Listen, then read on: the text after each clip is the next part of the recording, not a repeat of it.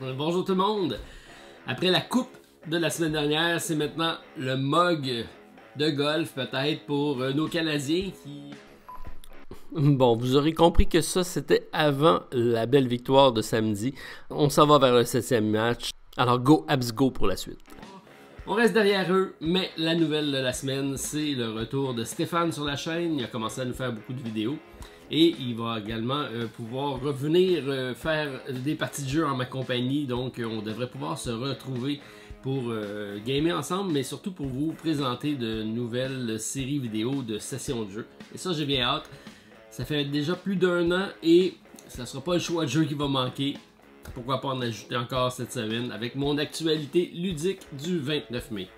C'est parti!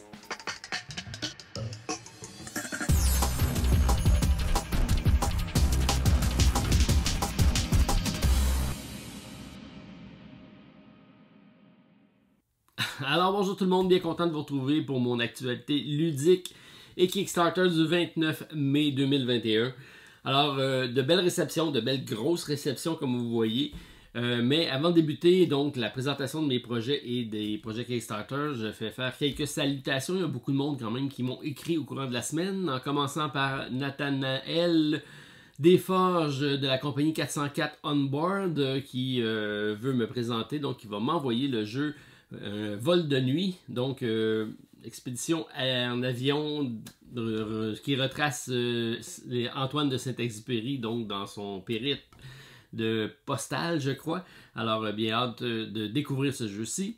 Entre autres, j'ai Marquetta qui m'a écrit de la compagnie Die A Game qui va m'envoyer également Eutia Tournament of Resurrection, donc un autre jeu d'exploration de donjons qui devrait rentrer dans vos cordes.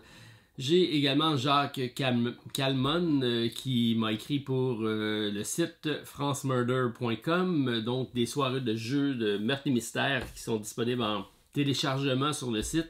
Alors je mettrai dans le lien de la description pour pouvoir aller jeter un coup d'œil au contenu de leur site. Et j'ai bien sûr le retour des Martin blogueurs, donc mon ami Martin Lafrenière et moi-même avons continué notre épisode de podcast. Donc il y en a eu un qui a lieu hier. Tous les vendredis on est là.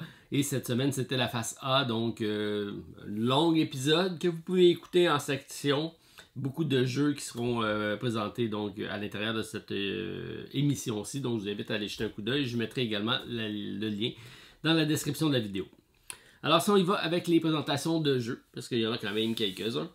En commençant par ici, ce que j'ai, c'est la compagnie Not Publishing. Donc ça sera l'infolettre de notre projet donc d'entrée de jeu qui arrive donc d'ici la fin du mois. Donc probablement lundi prochain, vous devriez recevoir l'infolettre.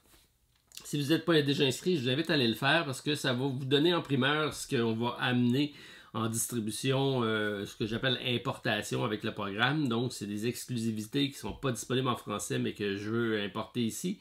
Alors, dans les follettes, donc, vous aurez le lien pour faire des précommandes des jeux.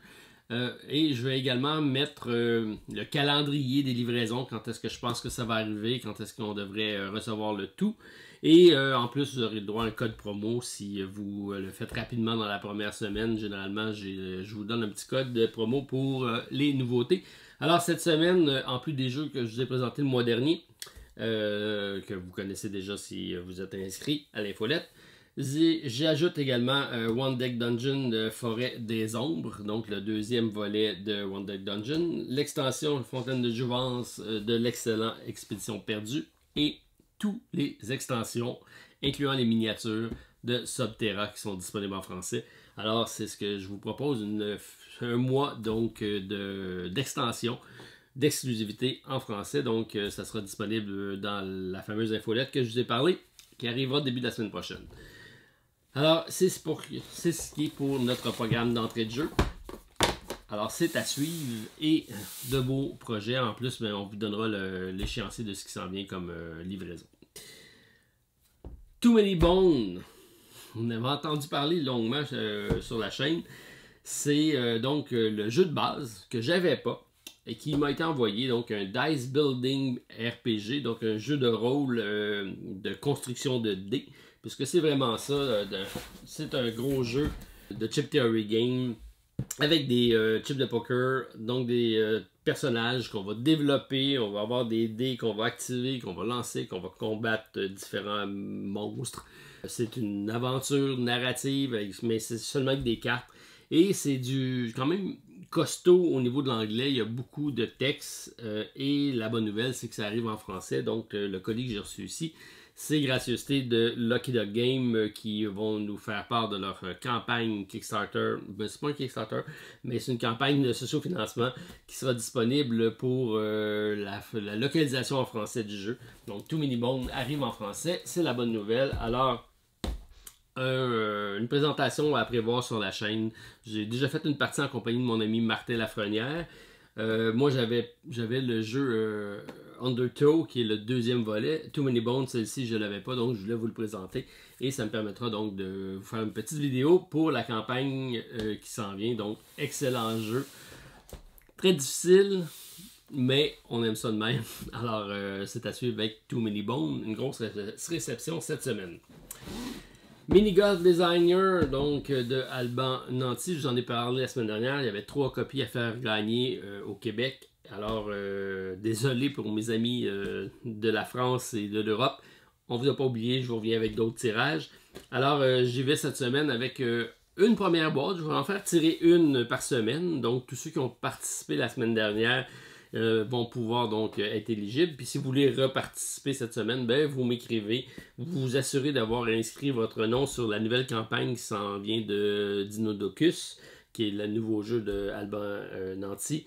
Et à ce moment-là, vous écrivez en commentaire. Vous pouvez reparticiper si vous avez déjà participé la semaine dernière et que vous n'avez pas gagné. Et si vous n'avez pas participé, ben, il y a toujours le temps. Alors, sans plus tarder, j'y vais avec le tirage. Bonjour Siri. Bonjour Martin. J'aimerais avoir ton aide pour un tirage. Peux-tu me donner un nombre entre 1 et 56? Voilà ce que j'ai trouvé. Ok, donc ça fait 33. Alors si je regarde sur ma liste ici, 33, ça me donne Dan Solo. Dan Solo, félicitations. Donc, tu as le droit à la première copie de Mini Golf. Alors, félicitations. Donc, je t'invite à écrire par courriel et on échangera ça donc de la façon de t'envoyer le colis.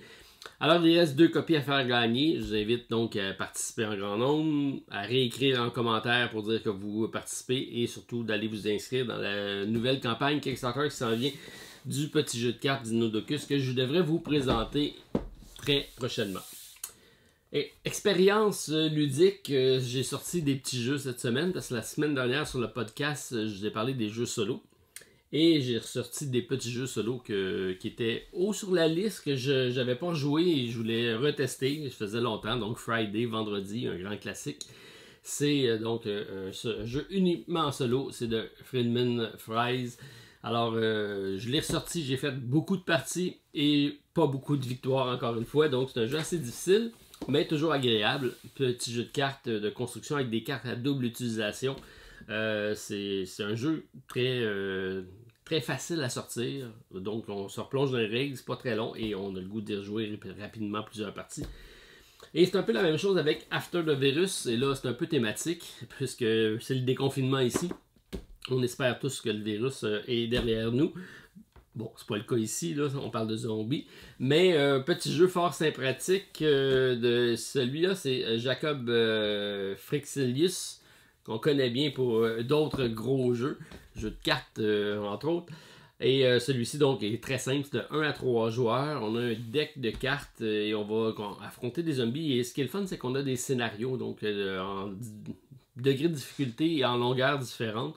Donc on a plusieurs scénarios à faire et ça fait une belle rejouabilité parce que les objectifs de partie sont jamais les mêmes. Et là on va avoir un aspect deck building, donc on va pouvoir aller fouiller, aller faire des recherches. On a des personnages aussi qui ont des habiletés différentes. Beau petit jeu que j'avais emmené en voyage, que je sortais régulièrement. J'ai eu du plaisir à le redécouvrir, donc si vous ne connaissez pas, suggestion après le virus. Et finalement, j'ai également eu la chance de retester, donc, mais pour la première fois en français, Inflexible Normandie chez Nuts. C'est un jeu donc de David Thompson et Trevor Benjamin qui sont deux excellents auteurs qui collaborent souvent pour des jeux en duo. Et c'est encore le cas ici, c'est une confrontation de 2 joueurs, donc durant le temps de la guerre. Deck building vraiment très bien, c'est un jeu d'objectifs, ça me fait beaucoup penser à un Mythic Battle Panthéon, format réduit, beaucoup plus simple, mais tout aussi efficace. Alors si vous ne connaissez pas, c'est vraiment un beau jeu. Moi j'aime beaucoup ce jeu-ci. Et j'en ai parlé dans le podcast avec Martin, il m'a dit que la nouvelle extension était sortie et qu'il y avait une campagne de socio-financement qui avait eu lieu pour la variante solo. Donc moi je me suis penché pour en faire une variante solo. J'ai réussi à faire quelques scénarios en solo, ça a bien été en fin de semaine. Et donc je vais être curieux de voir comment ils vont traiter ça. Je pense que ça va être un deck automa. Moi je l'ai fait pas mal plus simple, juste avec les scénarios pour être capable de faire des parties qui se tiennent avec la boîte de base seulement. Alors peut-être que je vous partagerai ça. Donc futur challenge solo, c'est à suivre. Très bonne suggestion si vous ne connaissez pas Inflexible Normandie, je vous le propose. J'avais fait une demande à savoir comment j'allais faire ma critique express de jeu. Donc, il y avait 2 choix la semaine dernière avec Assassin's Creed et Dune Imperium. C'est sûr qu'Assassin's Creed est dur à trouver. Je vais vous revenir avec ça parce que ça fait encore partie de mon duel de la semaine. Mais Dune a gagné puisqu'il arrive en boutique et en français en plus. Alors, c'est un jeu donc dans l'univers de Dune. On a ici un peu tiré sur le nouveau film, par contre, de Denis Villeneuve qui s'en vient. C'est un placement d'ouvriers avec, dans le cas présent, c'est des agents. Donc, on va déployer des agents sur la planète pour aller faire différentes missions ou occuper certains territoires. Mais tout ça est activé avec un jeu de cartes qui est un deck building. Alors, la combinaison des deux est très bien. C'est le deck building qui est fort dans cet aspect-là, qui va vraiment nous permettre d'aller activer des secteurs qui sont difficiles à conquérir, mais on a donc des cartes avec des icônes, et c'est les icônes qui vont nous dire à quel endroit on peut les faire. De plus, chacune des cartes ont des bonifications de l'action en particulier, et ça va nous permettre donc d'aller chercher soit des épices, soit des solaris qui sont de l'argent si on veut, ou soit de l'eau. Et donc on a une gestion de ressources ici à faire pour aller activer différents secteurs sur la carte. On a également une section qui est des conflits. Bon, ça va nous permettre de recruter certains agents, si on veut encore là, on va pouvoir éventuellement envoyer dans un conflit parce qu'au début de chaque tour, on va tourner une carte conflit et là, on va se confronter, donc les différentes personnes, pour prendre possession de la carte selon un degré de difficulté. Donc, plus on va avoir d'agents dans la zone de conflit, plus on va pouvoir réclamer de points, si on veut, sur la fameuse carte. Et ça une nouvelle carte à chaque tour de jeu, donc c'est très bien. L'aspect deck building est superbe dans le jeu. L'aspect conflit va bien, le positionnement est bien. Bref, tout ça se tient très bien et c'est sûrement en grande partie à cause ou grâce à ce personnage-ci, donc le concepteur Paul Denon. Et qui est Paul Denon, c'est le concepteur de Clank, un autre excellent jeu de deck building en plateau. Alors, j'aime beaucoup, donc c'est une recommandation de ma part. Si vous aimez l'univers de Dune, c'est un incontournable. Et si vous aimez Clank avec l'aspect deck building et plateau, mais celui-ci, il y a plus, plutôt que de faire un parcours, c'est plus un jeu de placement d'ouvriers. Alors, très très bien amené, fonctionne super bien. En solo également, il est bien. On va avoir 2 agents virtuels qui vont venir contrecarrer nos plans sur le plateau. Il y a peut-être un peu moins de roulement de cartes, mais je trouve quand même qu'il fonctionne bien. C'est difficile de faire ce type de mécanique-là pour un jeu solo. Ça fonctionne quand même assez bien. Et peut-être que je m'amuserai à le bonifier. C'est à voir. Alors, belle suggestion. Donc, saut d'approbation de la Société des jeux avec Dune Imperium. TTMC de la semaine. Alors, j'y vais fort cette semaine avec Tu te mets combien en poupée Barbie? J'ai quand même 2 filles. Hein? Alors, tu te mets combien en poupée Barbie? C'est la question de la semaine. Alors, comme à l'habitude, je ferai une autre vidéo. Vous allez y répondre. C'est juste pour le plaisir de se challenger un l'autre. Alors, 10 questions, 10 degrés de difficulté. À voir si vous êtes excellent en poupée Barbie. TTMC de la semaine. Et j'ai ici à l'arrière mon duel de jeu. Donc, cette semaine, je vous laisse choisir entre Cloudspire, qui était un prétendant des dernières semaines, avec... Je commence à manquer de bras avec les gros du bras que j'ai là. Alors, si je mets ça ici, alors ça ici, c'est Assassin's Creed. C'est probablement là-dessus qu'on va commencer nos sessions de jeu, Stéphane et moi. Avec, pourquoi pas des grosses boîtes en kayak. Bref, beaucoup de pain sur la planche et de plaisir au jeu, puisque c'est un peu à ça que ça sert. Alors, c'est donc mon introduction de la semaine pour la vidéo de présentation du spécial Actualité ludique et Kickstarter du 29 mai. Donc, on y va avec les nouveaux projets sur la liste de suivi. Sans plus tarder, c'est parti! Alors, je commence ma liste de suivi avec Mosaïque, une histoire de civilisation de la compagnie Forbidden Games. On est à 4845 contributeurs pour une hausse de 16% cette semaine. On a franchi le cap des 715 000 $ d'accumulés. C'est un jeu disponible à partir de 79 $ US, 149 pour la version Deluxe et il faut compter 16 pour le shipping. C'est du concepteur Glenn Druver, celui qui est à la tête de Railway the World et même de la compagnie Eagle, donc un concepteur qui est dans l'univers ludique depuis fort longtemps. La version française complète sera disponible, c'est de 1 à 6 joueurs, 2 heures par partie. C'est un contrôle de territoire avec une construction de moteurs, de gestion de ressources, collection d'ensemble, carte de technologie, bref, toutes les composantes nécessaires pour un gros jeu de civilisation. Alors, le solo de David Turzi en plus, c'est 9 juin à la fin de la campagne. Vous voulez un peu plus d'informations? Allez voir le podcast, on en a discuté avec Martin Lafrenière. Et la progression de la semaine revient à la compagnie This Way pour le projet ICE. On a 3028 contributeurs, c'est une hausse de 46% cette semaine, 325 000 $ d'accumulés, 66 € pour le jeu de base, 99 pour la version collector avec le board magnétique en 3D.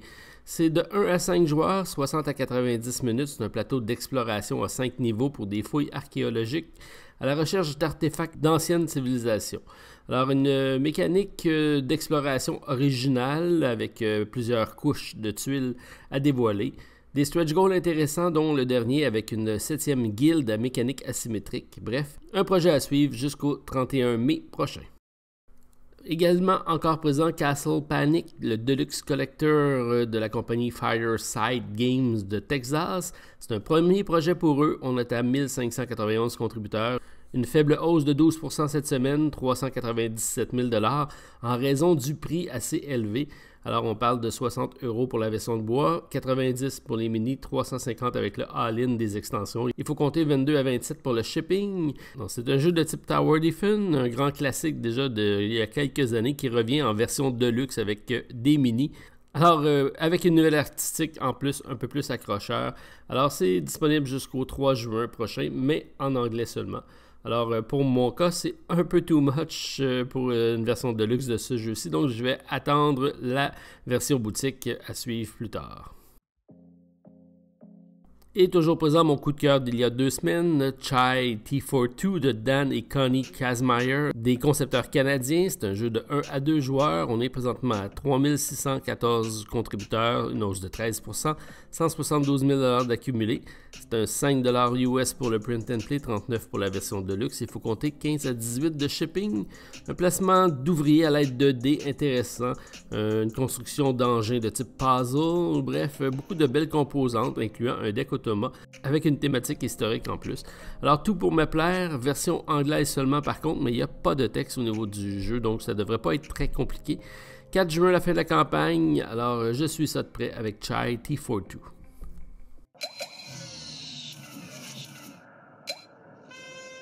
J'avais dit à mon ami Stéphane que Vengeance de Mighty Board Game, le Roll and Fight, était pour lui. Alors, il m'a écouté et il a sorti le jeu de plateau, puisque on est tous les deux propriétaires du jeu original de plateau, qui est également disponible en français. Alors, c'est 1272 contributeurs présentement pour le Roll and Fight, une hausse de 28%, 92 000 $ d'accumulé. C'est disponible à partir de 29 $ US ou 55 pour les 2 jeux. Il y a 2 épisodes, 1 et 2. On peut également se le procurer avec le jeu de base. C'est 12 à 17 pour le shipping, c'est de 1 à 4 joueurs. On peut même aller jusqu'à 8 avec les 2 jeux qui sont compatibles l'un avec l'autre. 30 minutes par partie et c'est un autre solo de David Turzi. Alors, à suivre jusqu'au 31 mai et probablement que Stéphane nous offrira une partie de vengeance sur la chaîne, alors à suivre. Paperback Adventure, a novel solo world game, continue de bien faire avec 3971 contributeurs. C'est une hausse de 17%, 318 000 $ d'accumulé. C'est disponible à partir de 35 $ US, 55 ou 79. Bref, il y a plusieurs pledges. Et c'est 8 juin, la fin de la campagne. C'est un jeu solo de mots à la Gutenberg, si on veut, mais à la sauce aventure avec des ennemis, un peu comme un roguelike. J'aime beaucoup, ça semble intéressant. Par contre, c'est seulement en anglais. Alors, pour vraiment apprécier le jeu, je pense qu'une version française serait la bienvenue. Alors, à suivre, Paperback Adventure. J'aime beaucoup le principe, novateur. Donc, à suivre jusqu'au 8 juin prochain. Et pour compléter ma longue liste de suivi des projets déjà annoncés dans les semaines précédentes, je vous invite d'ailleurs à aller voir les autres vidéos pour plus d'informations. On parle de Maximum Apocalypse, qui est de retour sur Kickstarter avec un standalone, Wast Wild. Alors, c'est un jeu d'exploration coopératif simple, très thématique, offrant une belle rejouabilité avec de nombreux scénarios. On est présentement à 2268 contributeurs pour une hausse de 19%, 271 000 $ d'accumulé et 11 juin, la fin de la campagne. C'est disponible à partir de 60 $ US, 96 pour tout ce qui est nouveau et 199 pour le all-in, 1 à 4 joueurs, 20 à 30 minutes par partie, 13 ans et plus. Seulement en anglais par contre durant le Kickstarter, mais la version française de Boom Boom Games sera disponible à compter de la semaine prochaine sur une autre plateforme. Alors, information à suivre avec Maximum Apocalypse.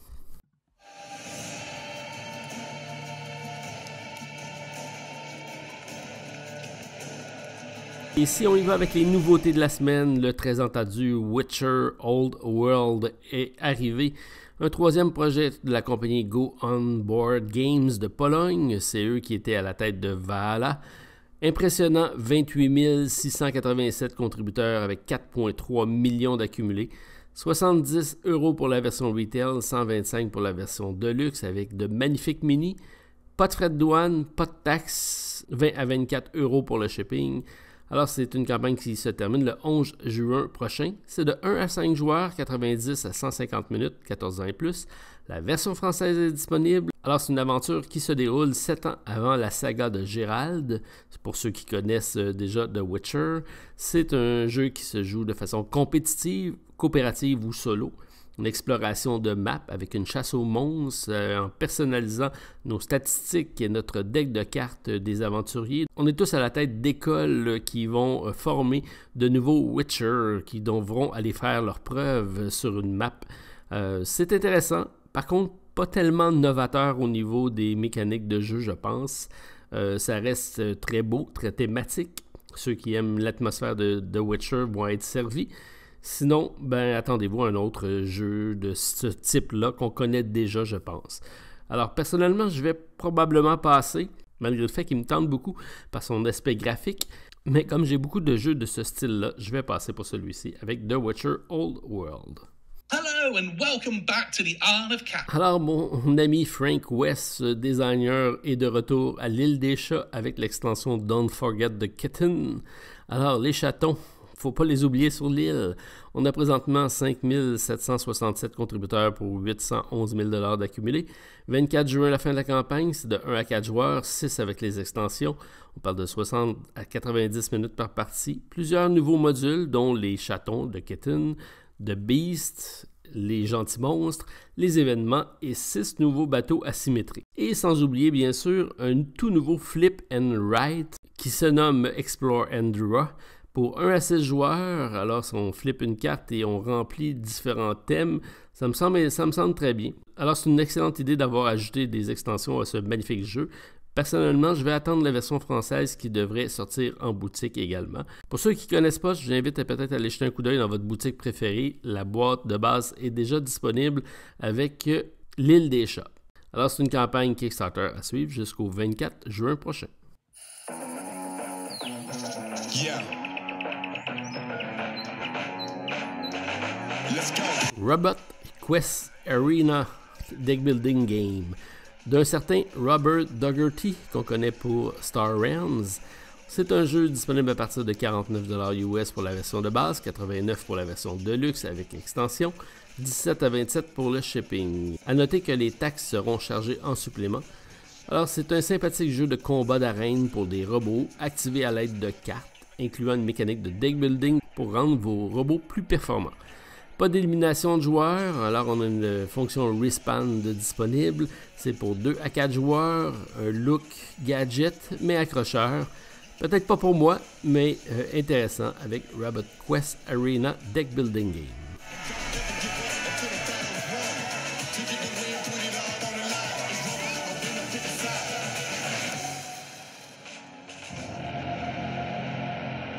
J'ajoute également Space Kraken, un jeu d'exploration de type Dungeon Crawler de science-fiction. Alors juste là, j'étais intrigué, ça m'intéressait. C'est un 7e projet pour Markus Ginger d'Allemagne, un premier gros projet par contre pour lui.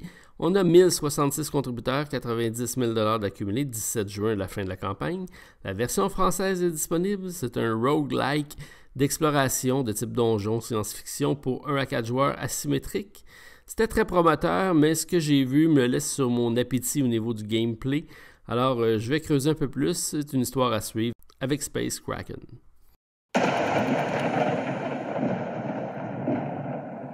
Lock Up a Role Player Tales, qui a été publié en 2019, arrive avec l'extension Breakout. C'est de Keith Matejka. On a présentement 1538 contributeurs, 57 000$ d'accumulés et 11 juin, la fin de la campagne. C'est 19$ pour l'extension, 65$ avec le jeu de base.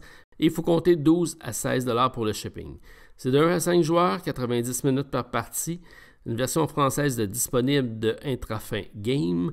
On parle d'un contrôle de territoire, majorité et placement d'ouvriers. Alors le jeu ajoute de nouveaux membres pour la guilde, des plateaux des catacombes et encore plus. C'est une cote de popularité de 7.4 sur BGG. J'aime beaucoup les jeux de Keith Matejka, alors j'ai pas eu la chance d'essayer Lockout, la première version qui a été sortie en 2019. Ça sera peut-être l'occasion d'y jeter un coup d'œil avec l'extension Breakout. Et ma carte cachée de la semaine avec Fjordar, une confrontation stratégique pour le contrôle du trône de Norvège. Un premier projet de la compagnie Go To Peace Game de Norvège également. Alors j'aime toujours ça quand quelqu'un parle de sa région, ça fait des jeux qui sont moins stéréotypés. On a présentement un jeu disponible à partir de 114$ canadiens, 18 à 22 pour le shipping, pas de taxes. C'est de 1 à 4 joueurs, des parties de 25 minutes par joueur, en version anglaise seulement, mais les règles seront disponibles en version PDF en français. Alors c'est un jeu intéressant avec une belle mécanique d'exploration de territoire, une chaîne d'action qui va nous permettre de déplacer, des jeux de cartes assez simples également à jouer, et incluant une version solo que j'ai pas eu la chance de jeter un coup d'œil, mais ça m'intéresse. Alors, c'est peut-être Viking, le jeu de plateau, on peut le voir de ce côté-là, puisqu'on a une belle progression d'exploration à l'aide de navires, également de prise de possession de territoire, de construction de différentes cités. Bref, c'est ma carte cachée de la semaine avec Fjordar.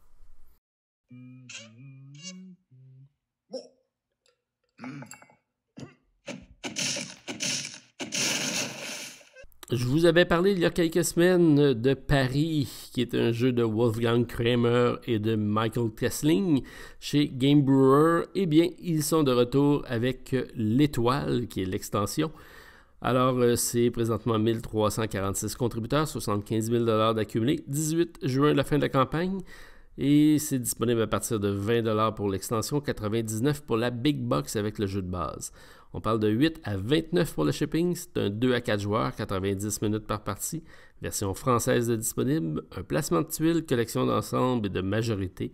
Un jeu typiquement euro, accessible et avec de multiples possibilités de points de victoire. Bref, pour les amateurs de deux concepteurs très connus en Kramer et Kessling, Paris et son extension L'Étoile, disponible jusqu'au 18 juin prochain. Et je vous laisse sur la campagne de World of Valkyr Fantasy STL Wave 2, c'est de la compagnie Medfan Game à partir de 40€. Alors, c'est des fichiers imprimables pour différents types de figurines. Alors, j'en profite également pour vous dire que le 5 juin arrive Dinodocus, le 8 juin Arakan Wars, ainsi que la campagne de The Great Race vers le 22 juin prochain. Alors, je vous souhaite un bon week-end à tous et go Habs go pour la finale, le 7e match à suivre la semaine prochaine. Bon week-end à tous. Bye.